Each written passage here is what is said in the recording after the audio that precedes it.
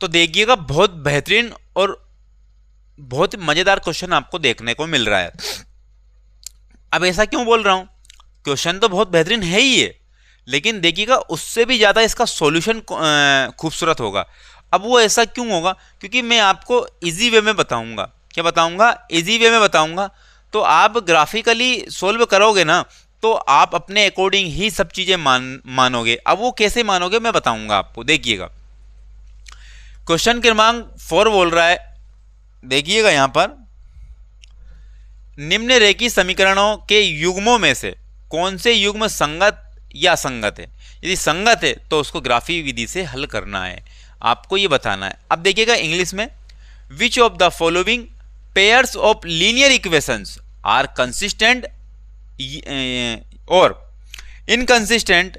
If consistent अगर है तो ऑब्टेन द सॉल्यूशन ग्राफिकली, अर्थात ग्राफिकली हमें सोल्व करना है। अगर कंसिस्टेंट है तो क्या है, कंसिस्टेंट अगर है ना तो उसको ग्राफिकली सोल्व करना है। तो देखिएगा सबसे पहली बात तो मैं यहां पर सोल्व करके बता दूं आपको मैं, या फिर ग्राफ हम बाद में बना लेंगे।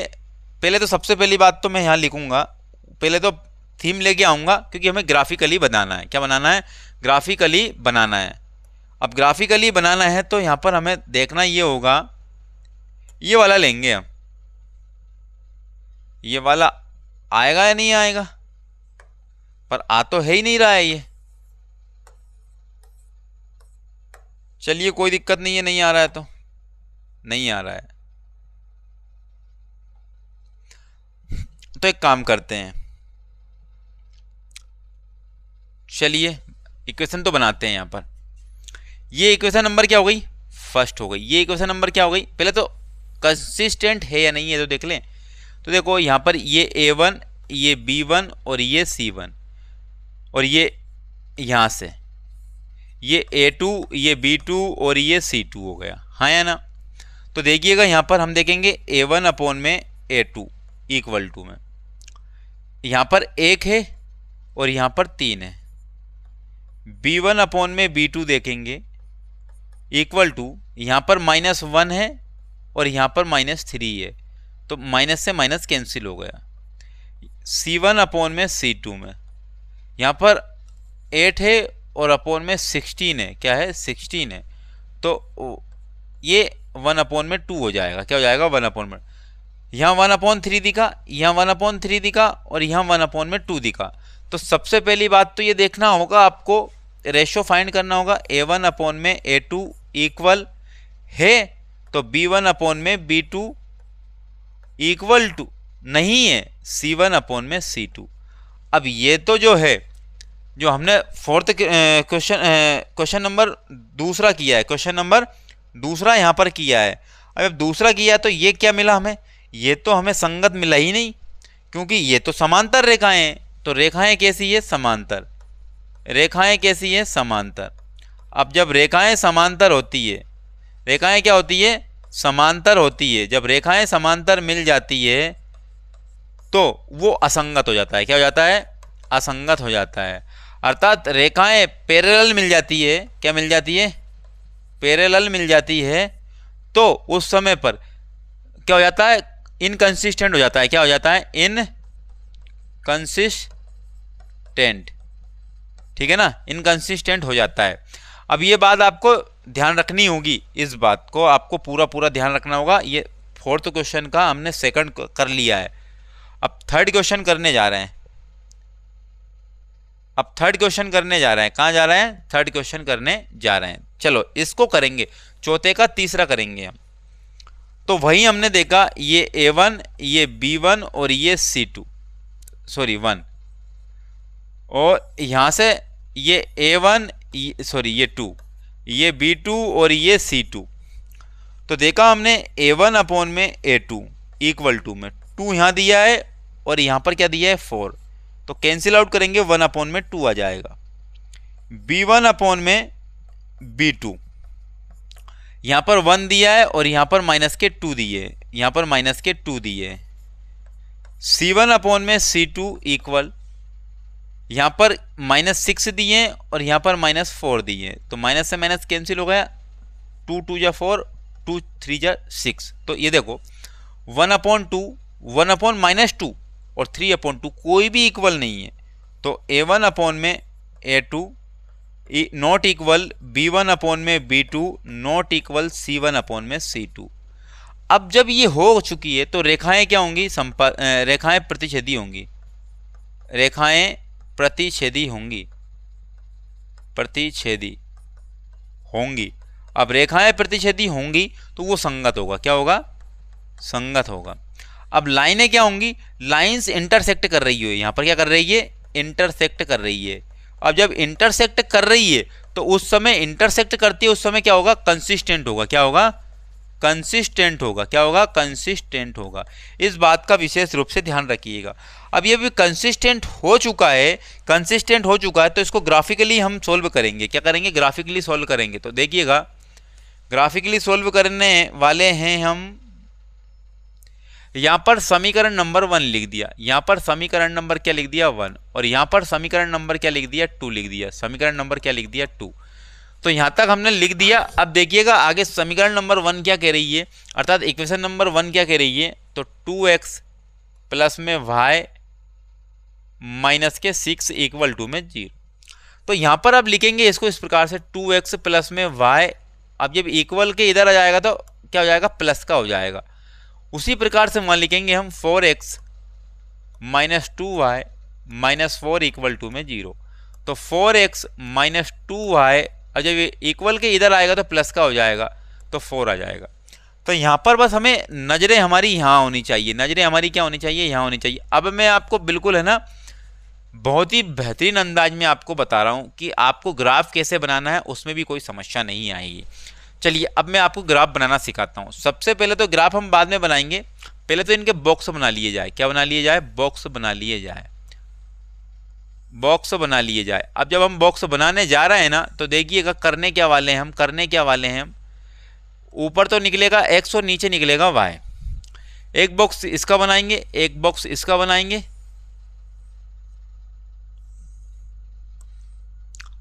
और यहां ऊपर लिख लिया x और ये नीचे लिख लिया y। अब देखिएगा x की वैल्यू तो हम फाइंड कर ही लेंगे, लेकिन y की वैल्यू फाइंड कैसे करेंगे? तो y यहाँ लिखेंगे कैसे? देखिएगा यहाँ लिखेंगे, समझना, ये मिटाऊंगा मैं, समझना, लेकिन 2x प्लस में y इक्वल टू में कितना आ गया? 6। तो y इक्वल टू में 6, जब ये 2x इक्वल के इधर आएगा तो माइनस का हो जाएगा 2x। तो y इक्वल कितना आया? 6 माइनस 2x। तो यहाँ मैंने लिख दिया 6 माइनस 2x, 6 माइनस 2x मैंने लिख दिया, और ये मिटा रहा हूं अब मैं। उसी प्रकार से यहां आइएगा y के लिए 4x minus 2y equal to में 4। तो देखिएगा ये 4x लिखा मैंने, और ये 4 इधर आया इक्वल के तो माइनस होकर के आया, और ये माइनस 2y उधर जाएगा तो प्लस का 2y हो जाएगा। तो देखिएगा यहाँ पर 4x माइनस 4 इक्वल में 2y था, अब 2 इंटू में था, जब इक्वल के इधर आ गया तो अपॉन में आ जाएगा। तो y की वैल्यू क्या हो गई? 4x माइनस 4 और इक्वल टू में क्या आ गया? 2 आ गया। बस इतना लिखने के लिए हमने इसको बनाया। अब देखिएगा यहाँ पर अब हम जीरोस निकालेंगे, सॉरी जीरोस नहीं, हम निकालेंगे यहाँ पर निर्देशांक। निर्देशांक का मतलब कोऑर्डिनेट निकालेंगे। क्या निकालेंगे? कोऑर्डिनेट। देखिएगा यहाँ पर तो x की वैल्यू में 0 मान रहा हूं, x की वैल्यू में क्या मान रहा हूं? यहां से काम करेंगे। अब यहां तो सिर्फ लिखने के लिए था, यहां से काम करेंगे। अब x की वैल्यू मैंने क्या मान ली? 0। तो देखिएगा ये x की वैल्यू 0 हो गई, तो ये पूरी वैल्यू 0 हो गई। अब ये पूरी वैल्यू 0, मैं एक बार बता दूं आपको, ये क्वेश्चन ग्राफिकली हम कर रहे हैं सोल्व, इसको मैं डिटेल में बता रहा हूं थोड़ा सा, ताकि आपको लगे कि नहीं हाँ यार। तो 2 और x की वैल्यू क्या मान ली मैंने? 0, तो 0 हो गया, और प्लस में y, और इक्वल टू में कितने थे? 6 थे। तो ये पूरा 0 हो गया, तो y की वैल्यू कितनी आ गई? 6 आ गई। तो y की वैल्यू कितनी आ गई? 6।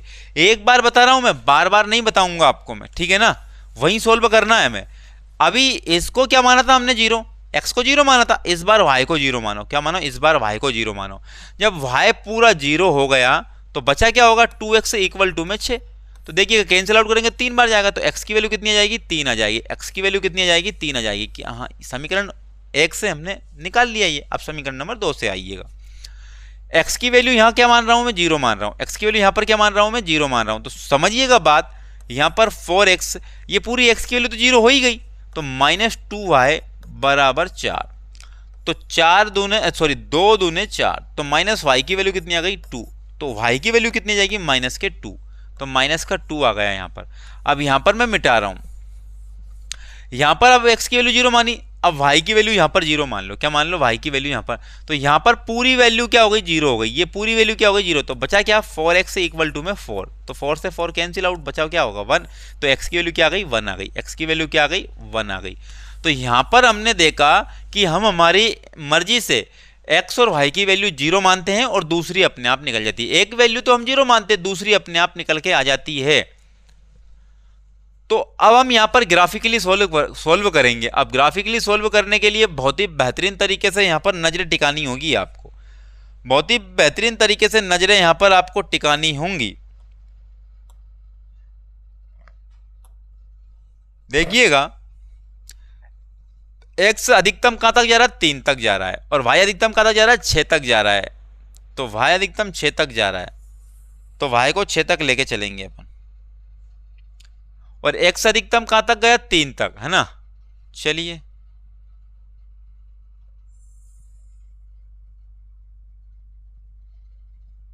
ये हो गया, अब हो चुका है ये।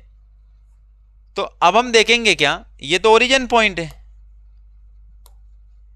मूल बिंदु है। अब यहां से क्या करेंगे, हम यहां से लिखेंगे अब x की वैल्यू 0 3, तो 3 तक जाना है, 1 2 और 3 तक जाना है, 1 2 और 3, और x की वैल्यू माइनस में कहाँ तक जाना है भैया, माइनस में तो है ही नहीं x की वैल्यू, y में देखो ये तो x है और ये -x है, तो ये x जो है ना, x अक्ष जो है वो भुज कहलाता है, क्या कहलाता है भुज कहलाता है, और ये जो अक्ष है वो y अक्ष, क्या है y अक्ष, और ये ऊपर का माइनस में और नीचे का, सॉरी ऊपर का प्लस में और नीचे का माइनस में, तो इसको कह देते हैं कोटि, क्या कह देते हैं कोटि कह देते हैं इसको।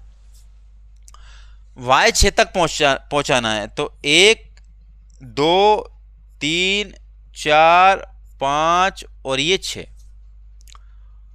और माइनस में y कहां तक है 2 तक, 1 और 2, बस कुछ नहीं है, ये माइनस का 1 और ये माइनस का, सॉरी उल्टा हो गया, ये माइनस का 1 और ये माइनस का 2, ये 1 2 3 4 5 और ये 6 हो गया, और x माइनस में है ही नहीं। चलिए अब हम बात कर लेंगे, पॉइंट बनाएंगे, अब क्या बनाएंगे पॉइंट बनाएंगे यहाँ पर। अब पॉइंट बनाएंगे तो x की वैल्यू यहाँ पर 0 है, तो उस समय y कितना होगा 6 होगा, तो यहाँ पर ये y 6 हो गया। अब आपको ये बताना है ये पॉइंट है, इस पॉइंट में हमने x क्या, सबसे पहले x की वैल्यू लिखते हैं, क्या लिखते हैं x की, उसके बाद y की वैल्यू लिखते हैं 6, तो ये इस पॉइंट के निर्देशांक ये हो गए।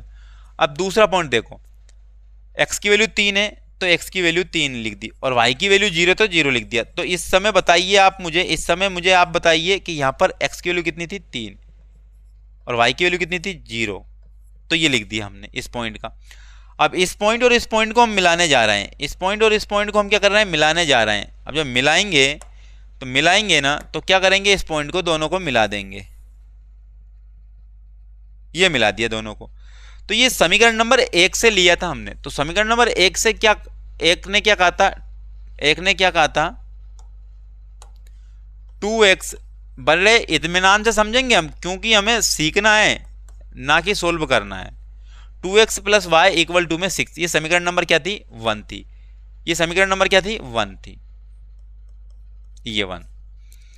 अब पेन का कलर चेंज कर रहे हैं हम, पेन का कलर चेंज कर रहे हैं यहां पर। अब सेकंड नंबर से देखते हैं, x क्या हो गया 0, तो उस समय y क्या था -2, तो यहां पॉइंट आ गया, क्या आ गया यहां पॉइंट आ गया, और x तो इस समय 0 था और y -2 थे। उसके बाद में फिर एक x क्या था 1 था और y क्या था 0 था, तो यहां पर इसके निर्देशांक क्या होगा, इसके निर्देशांक 1 और 0 हो गया, 1 और 0। तो इन दोनों पॉइंट को मिला दो, इन दोनों पॉइंट को मिला दो, इन दोनों पॉइंट को मिला दो, तो मिलाएंगे हम, ये मिला दिया, और मिलाने के बाद में ये देखिएगा ये रेखा इधर ऐसे निकल गई, ये रेखा तो इन दोनों ने इंटरसेक्ट कहाँ किया है, यहाँ किया है। कहाँ किया, यहाँ। देखो इंटरसेक्ट तो किया है भैया, यही तो थी, इंटरसेक्ट तो कर रहे थे, रेखाएं प्रतिच्छेदी तो कर रही थी, एक दूसरे को प्रतिच्छेदी कर रही थी, ये रेखाएं इंटरसेक्ट कर रही थी, तो कर दिया। अब नंबर करेंगे, नंबरिंग करेंगे, तो ये पॉइंट क्या हो गया ए, ये पॉइंट क्या हो गया बी, और ये पॉइंट क्या हो गया सी, और ये पॉइंट क्या हो गया डी, क्या हो गया डी मान लेते हैं। बस ये ग्राफिकली हमने सोल्व कर लिया है। अब हम लिखेंगे क्या आगे देखिएगा, यहां पर जहां पर इंटरसेक्ट किया ना उनके निर्देशांक तो निकाल लें पहले, तो ये है देखो। तो यहां पर अब हिंदी में लिखेंगे हम, क्या लिखेंगे यहां पर समीकरण, वाइट पेन देखेंगे हम, समीकरण 1 और समीकरण 2 दोनों ने एक दूसरे को बिंदु डी पर प्रतिच्छेद किया,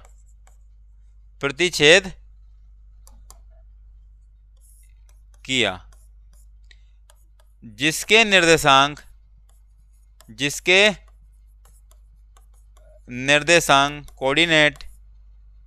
2 और 2 है।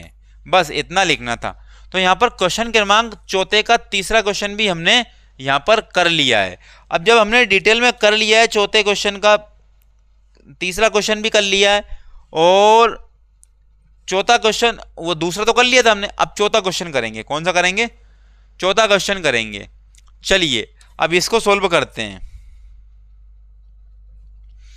यहां पर ये A1, ये B1, ये C1, ये A2, ये B2 और ये C2। तो A1 अपॉन में A2 इक्वल टू में 2, और वहां पर क्या है 4। B1 अपॉन में B2 -2, और वहां पर क्या है माइनस के 4। और C1 अपॉन में C2 इक्वल टू, यहां पर क्या है -2 अपॉन में, वहां पर क्या है -5 है। तो माइनस से माइनस कैंसिल हो गया, माइनस से माइनस। देखो ये 2 अपॉन में 4, ये भी 2 अपॉन में 4, ये तो इक्वल है, और ये इक्वल नहीं है, तो क्या लिखेंगे A1 अपॉन में A2 इक्वल है B1 अपॉन में B2 not equal C1 upon में C2। तो ऐसी कंडीशन बनती है ना जब रेखाएं समांतर होती है, रेखाएं समांतर है, रेखाएं क्या है समांतर है।